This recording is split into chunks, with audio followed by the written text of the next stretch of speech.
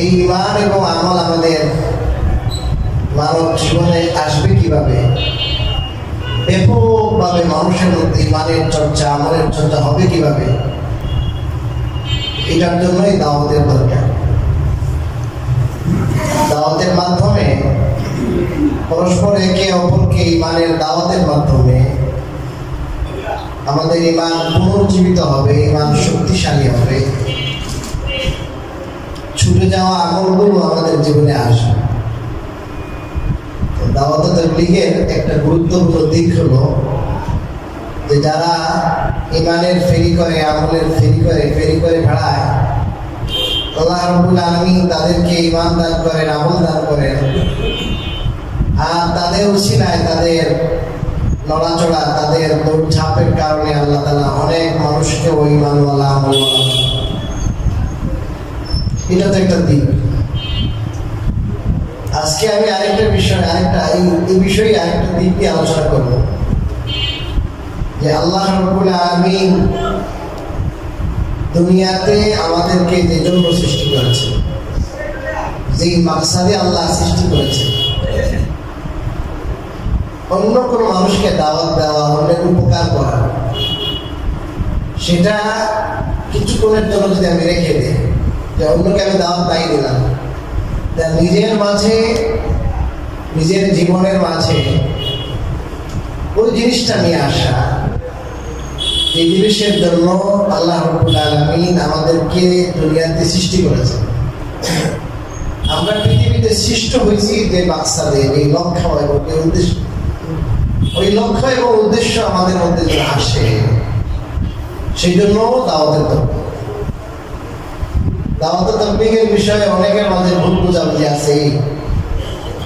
এটা তো হলো গণমানুষের কাছে দিনের প্রচারের একটা অংশ, সেটা যদি আমি করি দিলে ভালো, না করলেও তো সমস্যা নেই। কিন্তু এটার যে আরেকটা বুনিয়াদী উদ্দেশ্য, বরং আমি মনে করি 1 নম্বর উদ্দেশ্য, এই দাওয়াতের দ্বারা যাকে দাওয়াত দেওয়া হলো, তার চেয়ে যিনি দাওয়াত দেন তার মাকসাদ এবং তার উদ্দেশ্যটা এখানে বড় মুখ্য।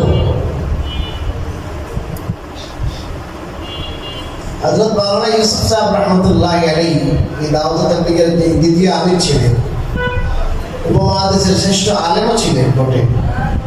হাদিসের কিতাবের 4 খণ্ডে ব্যাখ্যা গ্রন্থ লিখেছেন। আমানিউল আহবার, শুরু মাআনিল আহসান, হায়াতুস সাহাবা 5 খণ্ডে লিখেছেন। সারা দুনিয়ায় পড়া, অনেক বড় আলেম ছিলেন, মুহাদ্দিস, শেখুল হাদিস ছিলেন। তিনি যখন জামাতকে রওনা করতেন, তখন একটা অতি গুরুত্বপূর্ণ কথা বলতেন, যেটা আমাদের সবার জন্য জরুরি। তিনি বলতেন যে তোমরা যায়া সবাইকে হেদায়েত করে ফেলবে, সবাইকে দ্বীনের উপর নিয়ে আসবে, এমনটা না। আমি সবাইকে দ্বীনের দাওয়াত দিব বা সবাইকে হেদায়েত হয়ে যাবে, এটা তো আমার জিম্মায় না, এটা তো আল্লাহর জিম্মায়। তো আমার জিম্মা হলো পৌঁছানো, তাবলীগ করা, পৌঁছিয়ে দেওয়া, আমারও পৌঁছিয়ে দেওয়া। কিন্তু সবচেয়ে বড় বিষয় যেটা হলো যে আমি অন্যকে এই জিনিসের দাওয়াত দেওয়ার মাধ্যমে আমার মাঝে যেন ঈমানের স্পিরিট আসে, আমার ঈমানটা যেন শুদ্ধ হয়, আমার ঈমানটা যেন বদ্ধমূল হয়, মজবুত হয়, আমার আমলটা যেন সুন্দর হয়, আমলের প্রতি যেন আগ্রহ তৈরি হয়। এখন যদি 40 দিন দাওয়াত দেন, একটা মানুষের হেদায়েত হলো না, একটা মানুষও আপনার জন্য আপনার দাওয়াত পাইয়া পাই হলো না, আপনি সাকসেসফুল। আপনি তো দাওয়াত দিয়েছেন, পৌঁছিয়ে দিয়েছেন, সওয়াব পেয়েছেন, এর মাধ্যমে আপনার ঈমান তাজা হলো, আপনার মধ্যে আমলের স্পিরিট আসলো, আপনার সাথে আল্লাহ তাআলার সম্পর্ক হইল, যে দাওয়াতের উদ্দেশ্য তো পুরাই হইল। অনেকে না বোঝার কারণে মনে করেন যে এই দাওয়াত এবার বিফল, কিছু করতে পারে না, এটা গলত কথা। কথা কি বুঝেছেন? এই দাওয়াত তাবলীগের একটা বুনিয়াদী উদ্দেশ্য হলো যে আল্লাহ তাআলা আমাদেরকে পৃথিবীতে যে উদ্দেশ্যে সৃষ্টি করেছে, ওটা আমাদের জিন্দগিতে আসে। আল্লাহ তাআলা আমাদেরকে কেন সৃষ্টি করেছেন? আমা খালাকাতুল জিন্না ওয়াল ইনসা ইল্লা লিয়াবুদুন। আল্লাহ বলেন, আমি জিন জাতি আর মানব জাতিকে কেবল আমার ইবাদতের জন্য সৃষ্টি করেছি। আপনি আমি চিন্তা করে দেখি আমার আপনার জীবনে আল্লাহ তাআলার ইবাদত, আল্লাহর বন্দেগী, আল্লাহর মারিফত, আল্লাহর পরিচয় কতটুকু এসেছে। জীবনের সিংহভাগ কাটিয়ে দিলাম শুধু দুনিয়া দুনিয়া দুনিয়া করতে করতে। সিংহভাগ 50 পার হয়ে গেছে, 60-এর কাছাকাছি বয়স, তখন দুনিয়ার ধান্দা বাদ দিতে পারি। আল্লাহ তাআলা যে গরজে, যে উদ্দেশ্যে আমাকে বানাইলেন, এই জমিন যে উদ্দেশ্যে, আসমান যে উদ্দেশ্যে, সূর্য যে উদ্দেশ্যে, চন্দ্র যে উদ্দেশ্যে, এই পৃথিবীর কোন কায়নাতকে আল্লাহ যে উদ্দেশ্যে সৃষ্টি করবে, আমি উদ্দেশ্যই বুঝি না। এই ফুল পৃথিবী, এটার উদ্দেশ্য মানুষের খেদমত। এই মানুষের খেদমত উদ্দেশ্য। আর মানুষকে আল্লাহ বানিয়েছেন তার নিজের জন্য, আল্লাহর জন্য। তা আমি আল্লাহর জন্য কতটা হইলাম? আমি তো এত স্বার্থপর যে আল্লাহ তাআলা আমার জন্য, আমার ফায়দার জন্য, আমার খেদমতের জন্য যে সমস্ত জিনিস বানাইছে, ওই জিনিসে আমি এত মগ্ন হয়েছি, সেখান থেকে আর বের হতে পারছি না। এখান থেকে বের হতে পারতেছি না। একটা বিল্ডিং এর পরে আরেকটা বিল্ডিং, দুইটা হলে তিনটা ব্যবসা, একটা আছে আরেকটা, এমন ধান্দা। এই কারণে আমাদের জীবনে কোনো শান্তি নেই। আজকে দুনিয়ার মানুষের বড় ধোঁকা হলো এটা, যে মানুষ মনে করে বড় পয়সাওয়ালা হইলে, টাকাওয়ালা হইলে আমি শান্তি পাবো। কখনো না, এই মিথ্যা কথা, মিথ্যা কথা। এই জন্য সে টাকা পয়সা জোগাড় করার জন্য, বড় লোক হওয়ার জন্য, মানে সে অনেক প্ল্যান করতে থাকে। প্ল্যান প্রোগ্রাম করতে করতে তার জীবন শেষ করে ফেলে বড় লোক হয়। বড় লোক হবো, আমি দালান কোঠায় থাকবো, প্রাসাদে থাকবো, নিজে একটা বাড়ি করবো, অনেক উন্নত জীবন যাপন হবে, এটা হলো তার মাথায় ঢুকছে। এবার এটার জন্য তার জীবন 50-60 বছরের জীবন, এই করার জীবনটাই দিয়ে দিতেছিল। এখন টাইম নাই, ইবাদতের টাইম নাই, নামাজের টাইম নাই, এগুলোর মধ্যে আসলেও আবার দৌড়বাড়ি চলে যেতেছে। ইমাম সাহেব একটু লম্বা দিলাম, তাহলে কই ইমাম সাহেব এই মসজিদে ইমামের দিলাম তো লম্বা, এখানে পড়তাম না। কারণ টাকাটা বেশি দাম, দুনিয়া টানে।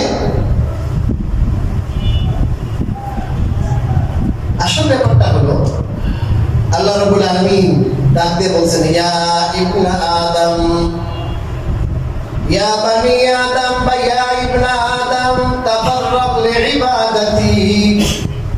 হে আদমের সন্তান, তুমি আমার ইবাদতের জন্য অবসর হও, তুমি আমার ইবাদতের জন্য অবসর হও।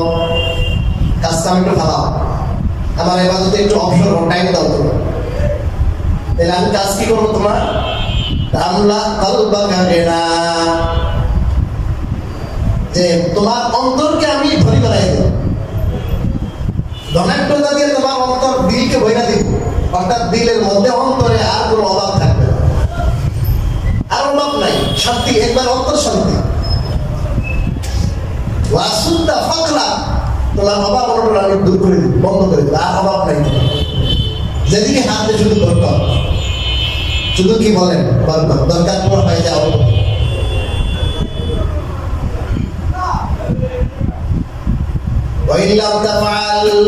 যদি এটা না করো, শুধু জিনিসের পিছনে দৌড়াও, শুধু ব্যবসার পিছনে দৌড়াও, ইবাদতের টাইম নাই, আমলের টাইম নাই।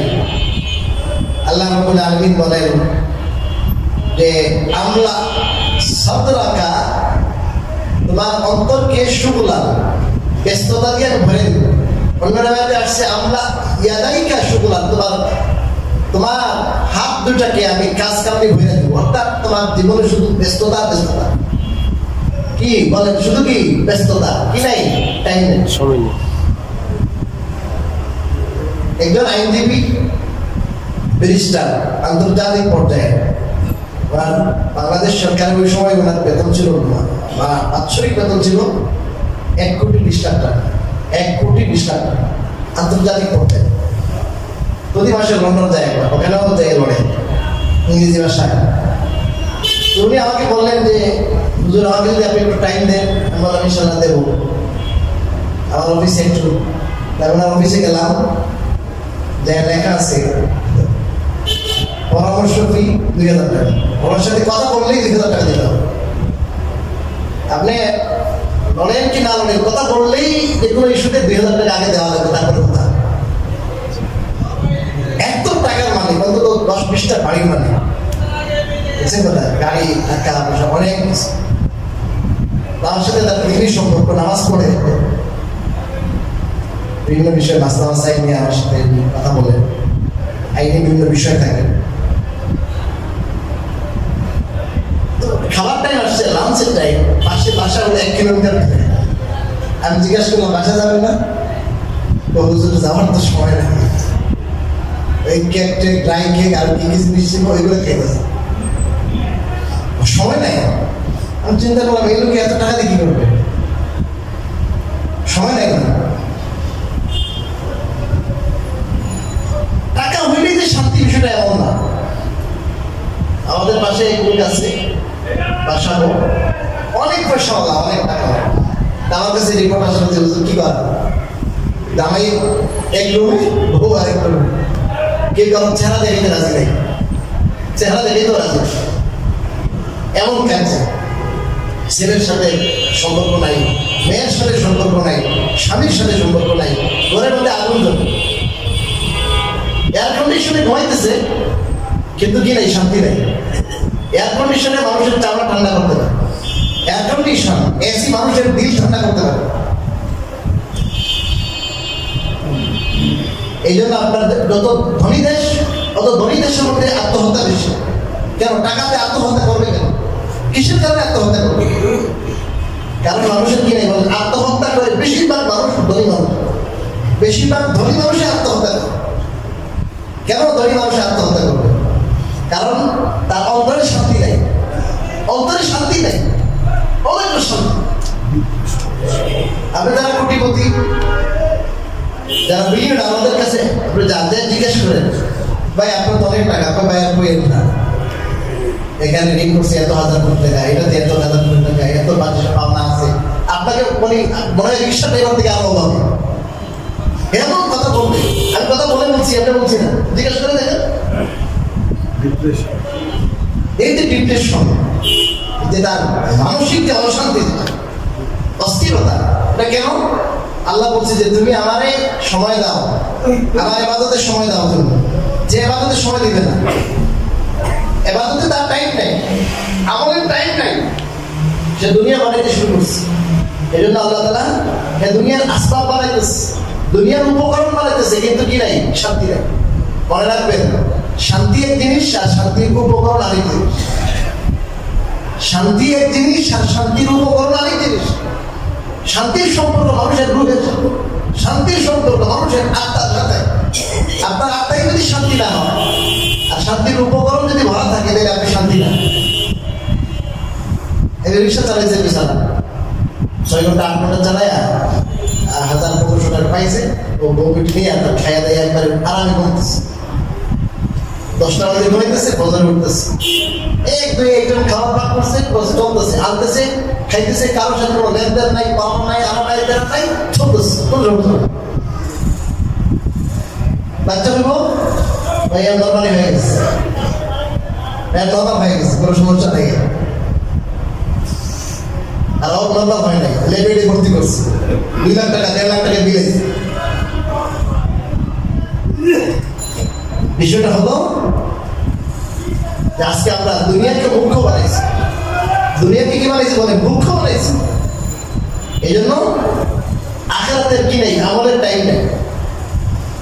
প্রায় সময় বলি যে ভাই, আচ্ছা দুনিয়াকে দুনিয়া বানাচ্ছেন আপনি, দুনিয়ার বাড়ি বানাইতেছেন, দুনিয়ার জন্য খাবার দাবারের ইন্তজাম করা, বিয়ে শাদী করা, অনেক কিছু। পরকালটা কার? ভাই বলেন, দুনিয়ার জীবনটা আমার, পরকালটা কার? আমি যে মরবো না, মরার পরে আমার পরকাল আসবে, পরকালীন জীবন না, পরকালীন জীবনে আপনার 1000 কোটি বছর যখন পার হয়ে যাবে, ওইদিকে না থাকে, এদিকে খেয়াল করে।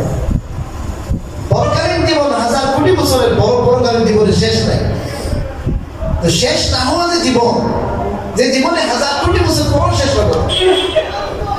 আজকে দুনিয়াতে মানুষ বাঁচতে চায় না, বাঁচতে চায়, কেউ মরতে চায় না। ওখানে মানুষ যখন আযাব দেখবে, আমল ইবাদত না করার কারণে আল্লাহর জন্য টাইম দেয় নাই, আযাব দেখবে, তখন 3টা সওয়াল করবে। একটা সওয়াল যে আল্লাহ মেরে ফেলেন, আমাকে মেরে ফেলেন, আল্লাহ মেরে ফেলেন, আমি মন করতে চাই, আমি আর বাঁচতে চাই, আমি আর বাঁচতে চাই না। ওই ধনী মানুষগুলো, যে মানুষগুলো বাঁচার জন্য কোটি কোটি টাকা খরচ করতো, ওই বলবে যে আল্লাহ আমি বাঁচতে চাই না, আমাকে মেরে ফেলেন। 2 নম্বর আল্লাহ বলবে না, মন নাই, মন নাই।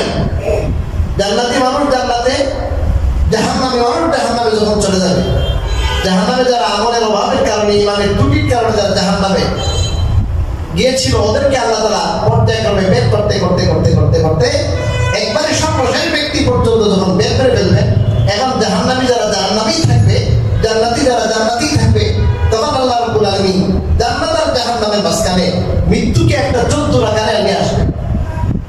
মৃত্যু একটা আকার, একটা আকৃতি ধারণ করবেন, জন্তু, দুম্বার মতো, দুম্বার মতো।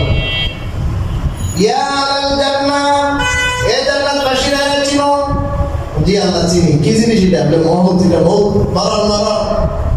ইয়া আহলা জাহান্নাম আন তারিফুনাহু, হে জাহান্নামবাসী তোমরা একে চিনোনি?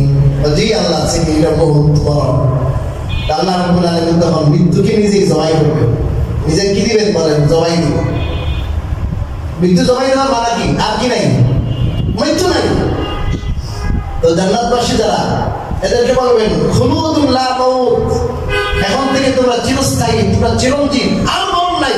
1000 কোটি বছর পরে আর কি নাই, ওখান থেকে বের হওয়া নাই। এই যে যেখানে আছো, যেভাবে আছো ওভাবেই থাকবা, আর আয়েশে থাকবা, আর কি নাই, তোমাদের মরণ নাই, চিরঞ্জীব তোমরা। ফায়াজদাদুনা ফারহান ইলা ফারহিহিম, তারা আগের থেকে আনন্দিত, আগের থেকে পুলকিত, এমন নিয়ামত তারা অবলোকন করেছে যেটা জীবনে তারা দেখে নাই, জীবনে শুনে নাই, সেটার গল্প পর্যন্ত শুনে নাই। আজকে তারা সেই নিয়ামতে আছে, প্র্যাকটিক্যালি আছে। তারা আনন্দে আত্মহারা হয়ে যাবে যে আল্লাহ এই নিয়ামত আমরা কোনোদিন কল্পনা করি নাই, কল্পনাতীত নিয়ামত, আর না জানি কোন সময় আবার গেট আউট করা লাগে।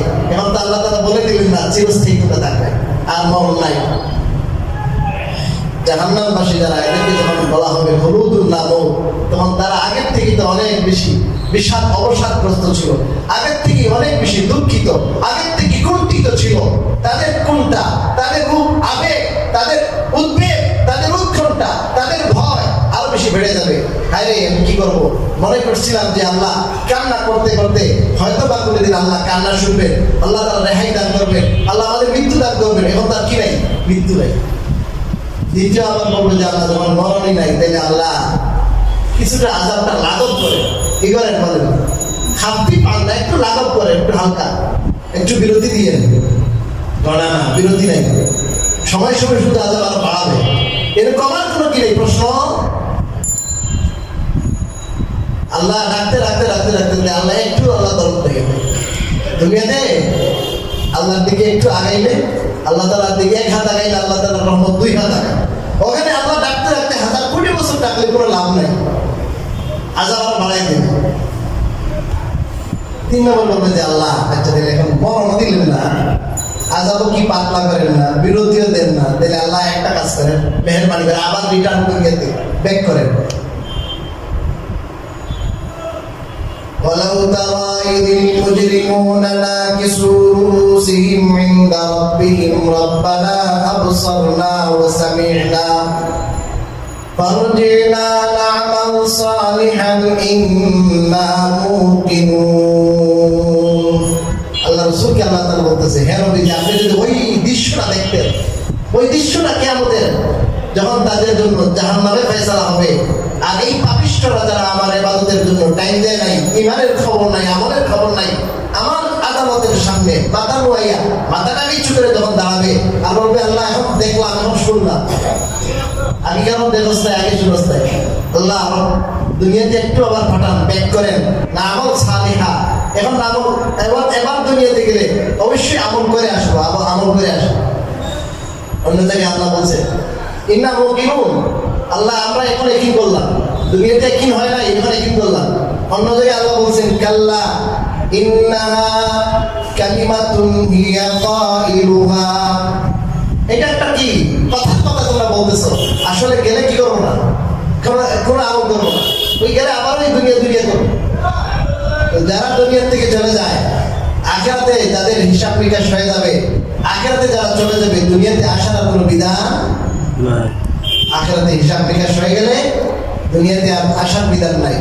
এই জন্য চালাক চতুর বুদ্ধিমান ওই মানুষ, যে মানুষটা এই দুনিয়ার জন্য কামাই করে কিন্তু এর চেয়ে অনেক বেশি কামাই করে, অনেক বেশি চিন্তা করে আখিরাতের জন্য। কারণ দুনিয়া যেমন আমার জন্য, দুনিয়া আমার কামাই করতে হবে আমার জন্য, কিন্তু দেখেন দুনিয়াতে এমন আছে দুনিয়াতে কামাই না করেও পারে।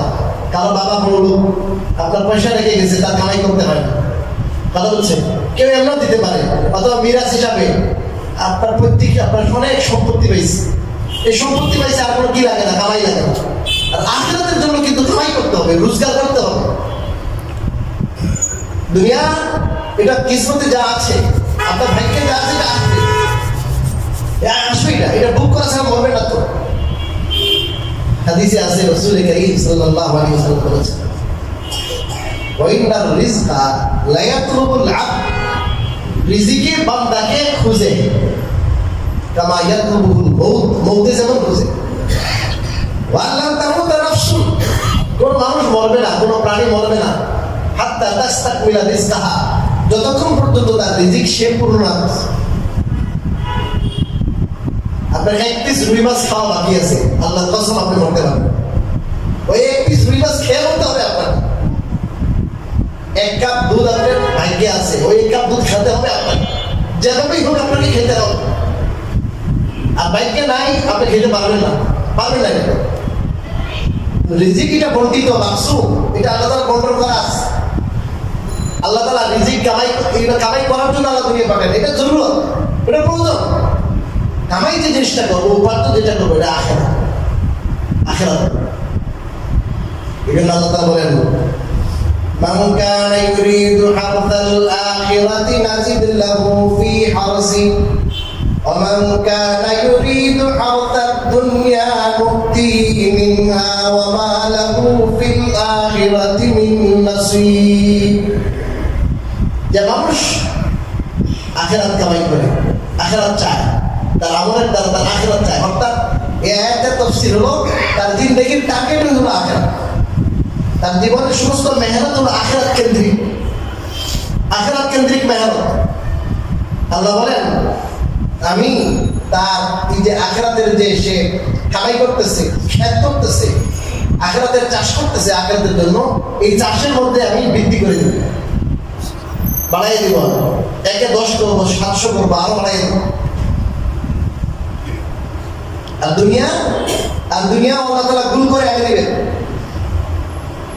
হাদিসের মধ্যে আসছে মান কানাতিল আখিরাতু হাম্মাহু মান কানাত হাম্মুহু মান জাআলা হাম্মাহু হুমুমাহু হাম্মান ওয়াহিদা, তার সমস্ত টেনশন, সমস্ত চিন্তা হলো এক চিন্তা যে আমার আখিরাত কিভাবে হবে। আরেক হাদিসে আছে মান কানাতিল আখিরাতু হাম্মাহু, আখিরাত যার চিন্তার বিষয় হয়, অর্থাৎ যার টার্গেট হয় আখিরাত, তো আল্লাহ রাব্বুল আলামিন করেন কি, জাআলাল্লাহু গানাহু ফি কলবিহি, তার অন্তরকে আল্লাহ ধনী বানায় দেন। আর ওয়া জামালাহু শামলাহু, তার সব কাজকে আল্লাহ একত্রিত করে দেন, অল্পতে হয়ে যায়।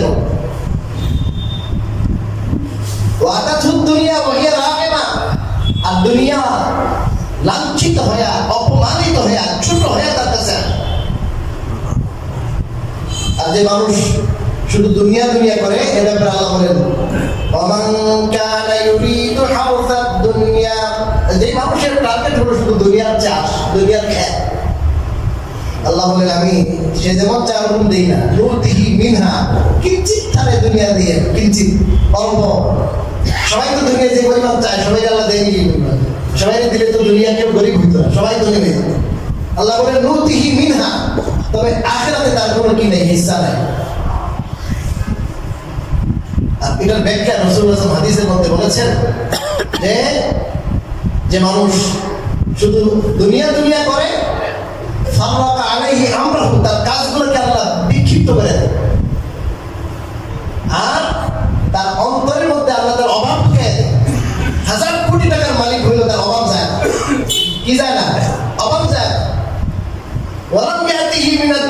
ইল্লা মা কুদ্দিরা লাহু। আর দুনিয়া যতটুকু তার কিসমতে আছে আল্লাহ তাআলা তার ভাগ্যে নির্ধারণ করেছেন, অনেক আগে ওটাই পায়, এর চেয়ে বেশি পায়। সে কামাই করতে করতে করতে করতে টেনশন করতে করতে ঘর ছাড়া, বাড়ি ছাড়া, দেশ ছাড়া, 7 বছর 8 বছর পরে একবার আসলে আবার 5 মাস চলে গেছে, এমন টেনশনে অবস্থা খারাপ।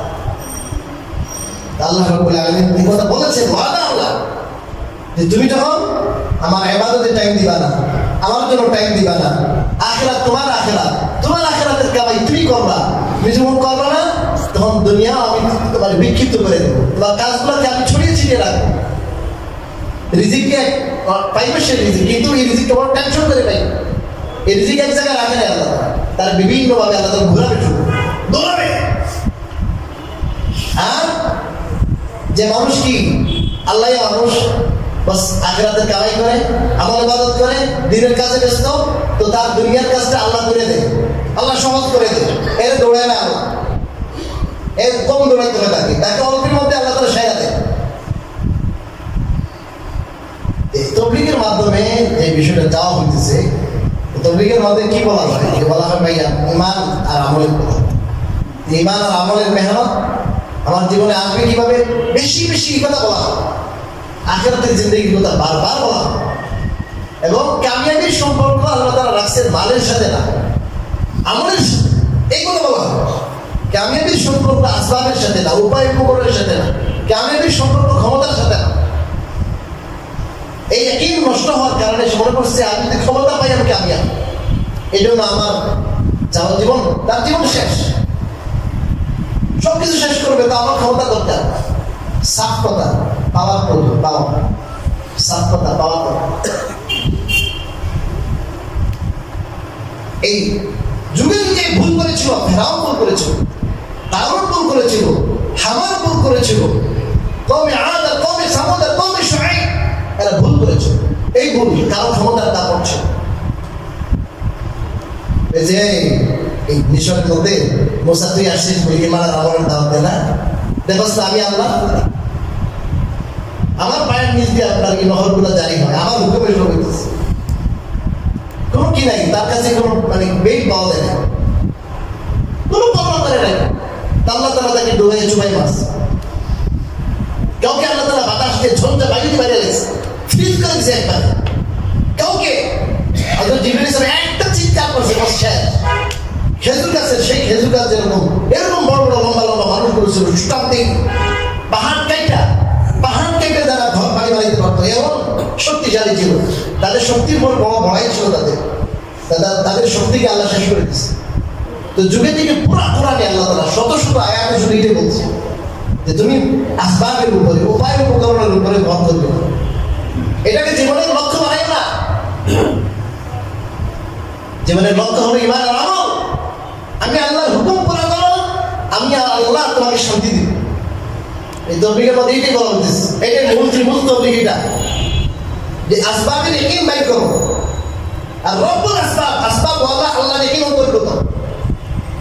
এই জন্য ইনশাআল্লাহ আল্লাহ তাআলা আমাদের দেশে একটা বড় নিয়ামত রাখছেন, আমরা ওখানে যাবো তো ইনশাআল্লাহ।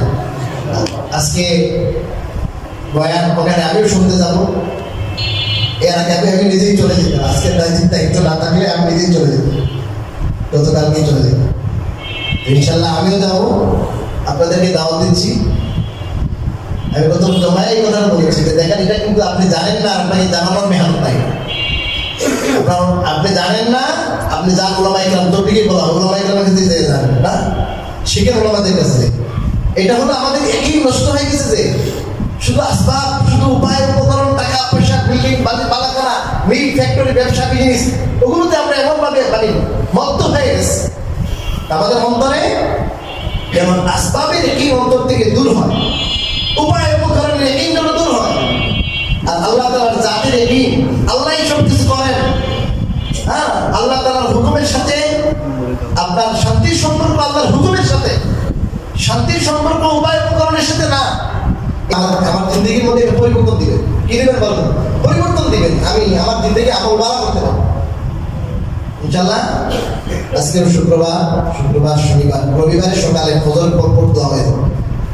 আমরা যারা পারি আজকে এবং কালকে 2 দিন 2 রাত থাক, ওখানে যে কষ্ট হবে, এই কষ্টের দ্বারা আল্লাহ তাআলা হেদায়েত দান করবেন।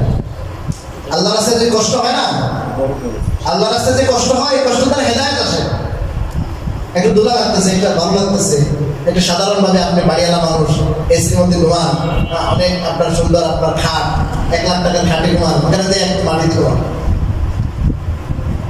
ওই এই যে আপনার কষ্ট স্বীকার করলেন, ওটার দ্বারা আল্লাহ তাআলা হেদায়েত দিবেন, আমলের নূর আসবে, ইমানের নূর আসবে, ইমানের নূর আসবে। 100 থেকে বেশি আমার কাছে সংবাদ আসছে, 100 থেকে বেশি দেশের মানুষ আসছে। আল্লাহ তাআলা আমাকে পঞ্চগড় তেঁতুলিয়া বাড়ি না, আমাদের আমরা ঢাকা থেকে যদি যেতে না পারি, আমাদের থেকে আপনার হতভাগা আর কে হতে পারে? বড় জিনিস, যারা ইমানওয়ালা আমলওয়ালা নেককার মানুষ, আমরা আমাদের ধারণা মতে এনাদের সম্মেলনে যাওয়া, এনাদের এখানে যাওয়াও অনেক বড় নেওয়া। আল্লাহ তাআলা আমাদেরকে তৌফিক দান করুন। আর আজকে তাফসীর